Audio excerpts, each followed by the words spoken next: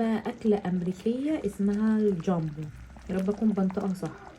احنا عندنا لما بنبقى سقعانين قوي بناكل ايه؟ العدس دي مثلا، الحاجات اللي بتدفي بقى، البصاره، الاكلات اللي بتسخن.